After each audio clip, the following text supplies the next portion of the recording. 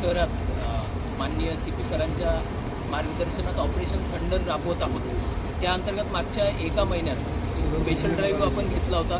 त्यामध्ये नागपूर पोलिसांनी अगदी एक्सेप्शनल कारवाई करून बऱ्याच प्रमाणात ड्रग्ज त्याच्यामध्ये हस्तगत केले, बरेच आरोपी अटक केले।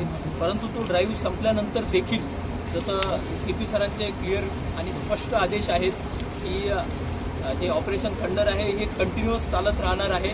त्याचाच एक भाग म्हणून आपण काल कळमना पोलीस स्टेशनच्या संपूर्ण टीमने एक चांगली आणि मोठी कारवाई केलेली आहे। त्याच्यामध्ये जवळपास आपण 108 किलोग्राम गांजा हस्तगत केलेला आहे। त्याच्यामध्ये 2 व्हेकल्स ज्याच्यामधून हा गांजा आपण हस्तगत केलेला आहे त्या देखील आपण सीज केलेले आहेत। आणि प्राथमिक माहिती अशी आहे की हा जो मुद्देमाल आहे हा ओडिशामधून इकडे आलेला आहे आणि त्यामध्ये आपण अधिक तपास करत आहोत।